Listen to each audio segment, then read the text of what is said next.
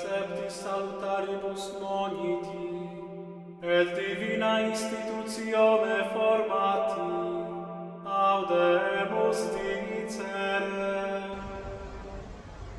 Bonjour à tous et toutes, j'espère que vous allez bien. Petite vidéo au sujet d'un ouvrage que je souhaitais vous présenter il y a un petit moment, mais comme j'ai préféré privilégier d'autres vidéos, il y a eu aussi les fêtes de Noël, alors du coup je n'ai pas, je ne vous présente que cette vidéo maintenant.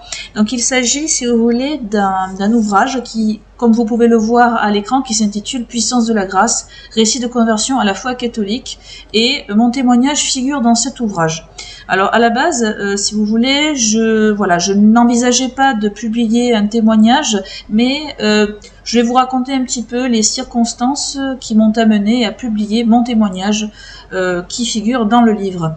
Alors en fait, tout commence à l'œuvre de l'Étoile, car comme vous le savez, je suis de position sud-vacantiste pour ceux et celles qui découvriraient ma chaîne, et donc la chaîne de l'Étoile, enfin l'œuvre de l'Étoile, c'est justement une œuvre catholique qui est basée à Nîmes. Donc pour dire que je suis bien du Sud. Peut-être que certains ou certaines auront remarqué un accent, mais bon, vous savez, quand on parle de façon naturelle, j'ai peut-être un accent que je ne remarque pas forcément, mais en tout cas, donc ça permet de dire et de confirmer que je suis bien originaire du sud de la France. Et pour vous dire que pendant une des messes à laquelle j'ai assisté, une messe non unacum, je le répète, qui n'est pas en communion avec Bergoglio, j'ai discuté avec une fidèle, et si elle voit ma vidéo, bien je la salue. Déjà, je pense citer son nom, elle s'appelle Marie-Madeleine, voilà, enfin son prénom en tout cas. Et donc j'ai discuté avec cette dame, et elle m'a suggéré de contacter Maître Abosi pour publier mon témoignage, car elle m'a appris que Maître Abosi recherchait le nouveau témoignage. Donc j'ai suivi son conseil, j'ai contacté Maître Abosi dont je vous donc voici une capture d'écran d'une émission qu'il anime, qui est sur Radio Athéna. Je sais que certains d'entre vous, certaines connaissent très bien cette chaîne, mais on sait jamais. Je m'adresse aussi aux nouveaux arrivés sur ma chaîne. Donc pour vous dire que c'est Maître Abosi que vous voyez à l'écran, et il a eu l'amabilité aussi, et je l'en remercie, de m'envoyer gratuitement un exemplaire de l'ouvrage de la 2e édition, qu'il a présenté d'ailleurs dans une de ses émissions. Et pour vous dire que mon témoignage y figure, je vous mettrai, bien entendu, si vous souhaitez vous procurer cet ouvrage, je vous mettrai le lien dans la description s'il vous intéresse. Mais très rapidement, je vous laisserai découvrir l'essentiel de mon témoignage, puisque j'ai eu le plaisir aussi de découvrir d'autres témoignages, et vraiment ils sont édifiants, puisque il y a vraiment toutes sortes de profils. Il y a des athées à la base, enfin des personnes qui ont grandi dans un milieu athée, d'autres qui étaient déjà dans les milieux conciliaires, mais qui ont par la suite se sont rendus compte de la dichotomie et de cette rupture avec les institutions conciliaires, enfin l'impact qu'a eu Vatican II surtout.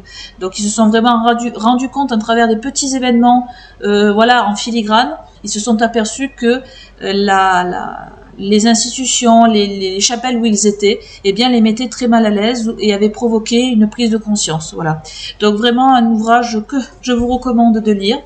Et justement, juste pour vous donner une petite introduction à mon témoignage, c'est vrai que je m'attendais pas en fait si vous voulez, à faire cette rencontre avec notre Seigneur Jésus-Christ, puisque si vous voulez, ça part d'un événement tout à fait anodin, puisque j'ai effectué un stage dans le domaine du secrétariat. Enfin, je faisais un peu de comptabilité, je répondais au téléphone. Enfin voilà, c'était dans le cadre de mes études, et j'explique comment je rentre dans une église et comment je découvre une statue en train de pleurer, et précisément c'est une Pietà. Donc vous savez ce que c'est qu'une Pietà, c'est Sainte Marie qui tient le corps de notre Seigneur Jésus-Christ juste après sa mort sur la croix.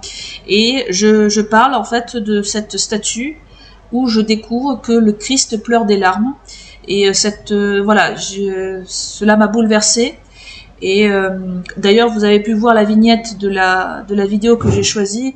Précisément, en fait, c'est vous voyez bien une jeune fille qui pleure en tenant un chapelet. C'est exactement l'état dans lequel j'étais, puisque ça m'avait vraiment interpellée de voir le Christ pleurer. Par la suite, j'ai essayé de comprendre ce qui s'était passé dans cette église, puisque c'était la première fois que je découvrais ce phénomène dit surnaturel, puisque je n'avais pas je l'explique dans mon témoignage, je n'avais pas d'éducation religieuse à la base et je ne connaissais rien au domaine du surnaturel, aux statues qui pleurent ou même à la vie catholique en général.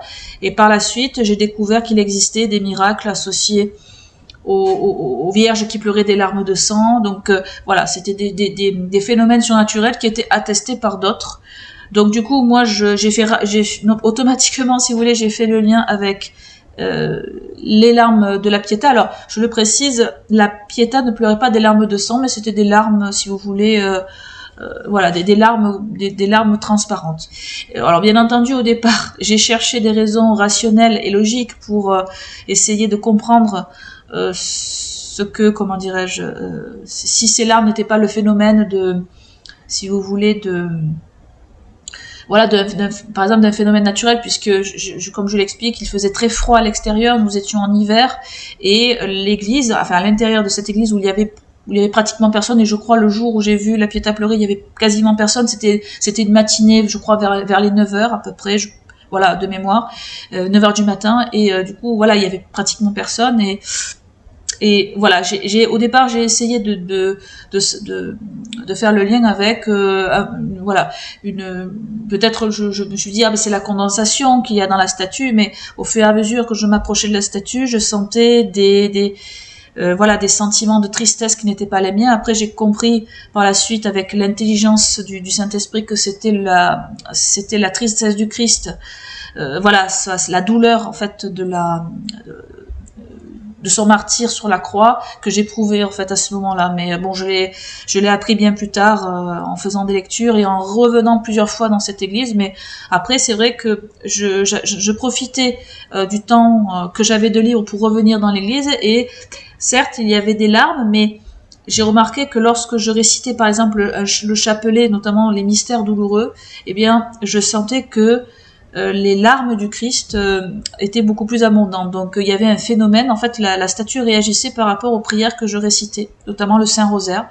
Donc voilà, il y avait une corrélation entre les larmes du Christ et ma prière, voilà. Et donc voilà, pour rapidement terminer sur mon témoignage que je vous laisserai quand même découvrir jusqu'au bout. Voilà, donc ça, si vous voulez, c'est le point d'origine qui va par la suite entraîner ma conversion et surtout de découvrir la réalité de Vatican II. Voilà, bien écoutez, je vous remercie beaucoup pour avoir écouté cette vidéo. N'hésitez pas à liker, à partager et je vous retrouve pour de prochaines vidéos. Soyez bénis, au revoir.